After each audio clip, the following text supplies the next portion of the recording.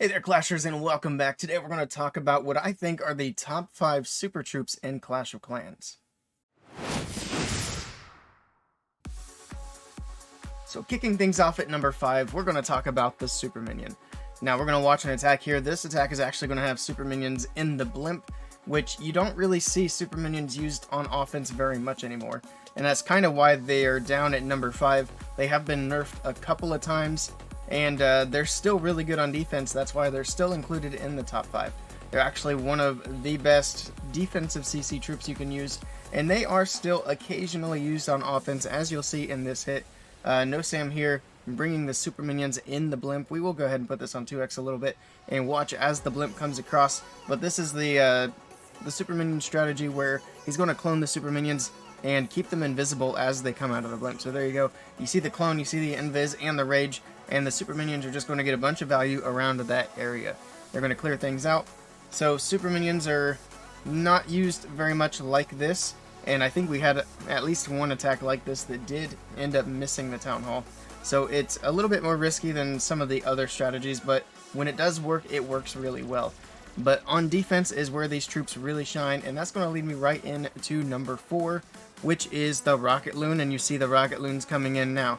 I think these are also pretty good troops, and I think they're a little bit better than Super Minions because they're used a little bit more often in offensive attacks. They're also really good on defense, and they're usually best paired up with Super Minions because you get that CC going to a Queen Charge. You'll have those Rocket Loons shoot way out in front, and then you got the Super Minions kind of hanging out behind, and that's a pretty good combination. And then with the Rocket Loons, you can use them like you've seen right there, where they're coming in on the backside of an attack. You can use them to snipe air defenses. You can also use a couple of them instead of a Hound to tank for a blimp that's going in. And you also have Queen Charge Rocket Loons, so you can use an army that's just Rocket Loons. Let's move on to number 3. So next up, taking the number 3 spot on my list is actually going to be the Super Wall Breaker. And you're going to see Alex use the Super Wall Breaker here for the Queen Charge, and he'll use it for the King as well. And the Super Wall Breaker is actually incredibly handy. Of course, it does the same thing as the regular Wall Breaker, but it does it so much better than the regular Wall Breaker does. And you can use the jump spell to get through the backside of a base, or you can use a Super Wall Breaker, save 2 spell slots, and do pretty much the same thing as we'll see here. Now, sometimes the Super Wall Breaker AI is kind of wacky. That's a little bit of the reason why it's down at number 3 and not higher. And yeah, that's pretty much it. I mean, there's the Super Minions we were talking about earlier. In this replay, they are forcing the Queen's ability. So pretty handy there. But we got the first wall opened up. He's got the second wall up here by the King opened up. And it's really nice to be able to just send the one wall breaker, and you know it's going to get to the wall in most cases. There are some cases, like by the Warden statue especially, where the wall breaker can get sniped off. But here we go. He's got 2 walls opened up. Now the Queen has pathing straight to the Town Hall. And if you didn't have the Super Wall Breaker, you would pretty much need a jump or really good regular wall breakers to be able to get in there like that. But the Queen has access to the Town Hall. She's going to be able to walk that whole bottom side. She's going to pull the tornado down there. King's coming in the other opening, and then he's going to actually push into the core, and then we'll see the Lalo come in from the left side of the base. So there we go, another rage spell down for the Queen, and not needing that jump spell, he's got extra spells to work with the Lalo as it comes through. So we will speed up the rest of this attack. We've already kind of seen the part that we want to see, but we will watch as the attack comes together for the 3-star here. Lalo pushing in from the left side, and there's that King in the core of the base. And that would have been possible pretty easily with regular wall breakers, but just drop 1 wall breaker and you're good to go with the Super Wall Breakers. And that is it. That's the number 3 spot. Let's move on to the next one. Alright, so the number 2 on my list is actually going to be the Super Wizard. So the main thing the Super Wizard is used for is the Blizzard, which we're going to be seeing in this attack here. He's sending in the blimp, and then once it hits its target, it's going to get huge value. He does find the tornado there, but he's still going to be able to get the Blizzard in and get all these buildings down around the Town Hall. He'll get the Town Hall, he'll get the Inferno Tower, the Eagle, all that good stuff. But the Blizzard is an incredibly versatile thing. It's used with multiple attack strategies. It can be used with anything from Lalo to Dragons to Hybrid. It's just an incredibly useful tool for attackers to use, especially when you have a base like this, where there's just so much value packed together in one little space. Blizzard comes in, wipes it out, and you've got nothing left really to deal with. The heroes will get the top scatter, so he's got one scatter shot left. He does have some expos, and you can see just how valuable the Blizzard can be. But the Super Wizards are also used for other attacks, like the P.E.K.K.A Smash rather. So usually you'll see P.E.K.K.As come in with Super Wizards in behind, and that's been a pretty popular strategy here lately. I do think that's pretty much all we see Super Wizards used with at the moment, and of course they're not used on defense at all. But just because of how valuable Blizzard can be, and how strong the P.E.K.K.A Smash attack is, I think Super Wizards rather, do deserve to be in the number 2 spot. And we will watch as the Lalo has beautiful pathing around this base, because the core is just gutted. The heroes came in and cleaned up nicely, and we will go ahead and put this on 2x. We got the Lalo coming in from the bottom side of the base. It's going to send in those Headhunters, pops the Warden's ability, and the Headhunters will finish up the Queen, take out the RC. His RC comes in, finishes up the scatter shot on the bottom, and then there's nothing left. He's got a ton of balloons still alive. He's got plenty of cleanup on the backside. Still has a haste spell to use. He'll use that to get through this area right here. And then it is GG's. Just an overwhelming 3-star for Chaos.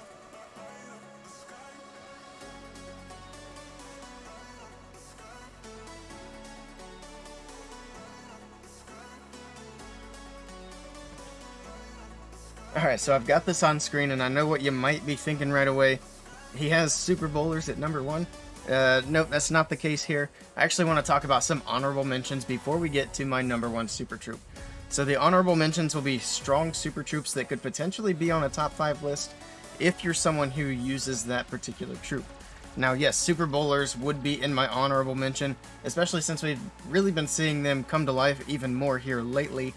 If you're someone who wants to get good at using Super Bowlers, they can be a really good Super Troop. Unfortunately for Super Bowlers, and why they're not in my top 5, is the only thing they're good for is the Super Bowler Smash.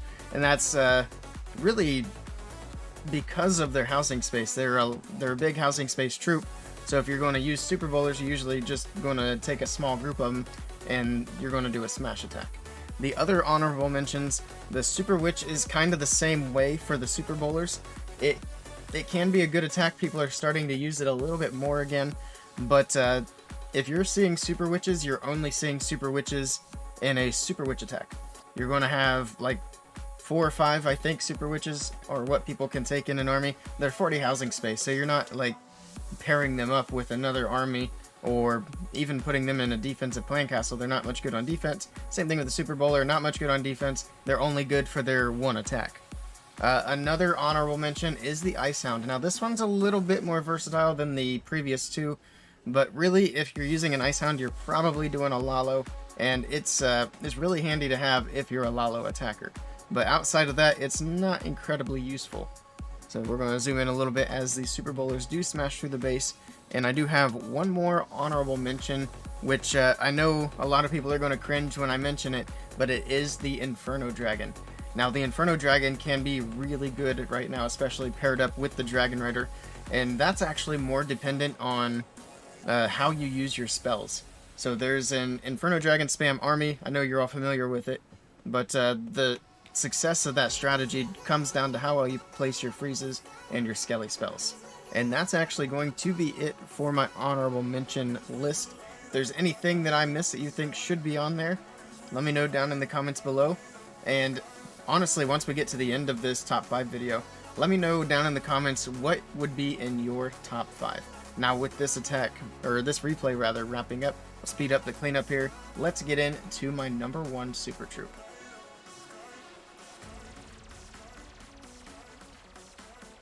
Alright, here we go. My number 1 Super Troop in Clash of Clans is the Sneaky Goblin. And not just because of its versatility, but because of how good it is at all the things that it does. So for starters, it can be used to take down the Town Hall, and it can be used to take down the Town Hall in multiple ways. What we're going to see Mito do here is something we've been seeing a lot more here lately, and he's just going to Sneaky Goblin the Town Hall. This is an easy one. The walls are already open. and he doesn't have a whole lot to get through before he gets to the town hall. So you see he's taking out some collectors, he'll take down the storage, check for some traps, and then he can just send a group of sneakies to the town hall, drop an invis on them, and the town hall's going to drop. The other way that's super common for people to take down the town hall is just put a bunch of sneakies in the blimp. Now usually they're paired up with some barbarians and some minions, so that there's a little bit of a delay before the sneaky goblins come out, and of course the barbarians help pull the traps. But that's a safe way to take down the town hall, and you don't need to use any spells for it, as long as it goes properly. Now that can sometimes go poorly, but usually if you use good judgment there, you can get the town hall down with a safe blimp. Now the only other time that you don't want to use sneaky goblins in the blimp to take down the town hall is usually if you don't want to pull the clan castle, or if you can get more value with a different kind of blimp. So if you're not using the spells and all you're using are sneaky goblins, obviously the only thing you're getting is the town hall. But usually that's good enough because you're not investing too much into it. Now the other thing that sneaky goblins are really good for is funneling. And they're actually, I would say, probably the best funneling troop. You can see on this base even, there's nothing but collectors and storages around the outside of the base. And usually there's lots of collectors used for trash buildings on the outside of the base. So it makes for easy, cheap funneling, and sneaky goblins are really good about getting a storage down or getting a collector down on the outside of the base. And finally, something else that the sneaky goblins are really good at is farming. If you're not wanting to push up in high trophies and you want to do a bunch of farming, you can train up a bunch of sneaky goblins and just go after collectors and storages all day long if you want. They train up fairly quickly and they're not super expensive, and you don't usually have to use a whole lot of them to get a bunch of loot off of a base. I don't have any video examples of it right now, but when I do farm with sneaky goblins, it's usually really easy. You just drop one sneaky per collector, 2 sneakies for a storage, and that's all you need to drop. If you can't reach anything else, you can end the attack and find a new base. It's pretty fantastic, honestly. So yeah, sneaky goblins, #1 super troop, in my opinion, in Clash of Clans. Watch the rest of this video, but that is going to be, or watch the rest of this replay. That is going to be it for this video. Let me know, again, if there's anything I missed down in the comments below, and also let me know if this is a type of video that you guys think is interesting. This is the first top 5 video I think I've done. If you want to see more, I'd be more than happy to do more of these kinds of videos. But thank you guys for watching. If you like this video, please do hit that subscribe button. And that'll be it. I'll catch you all next time.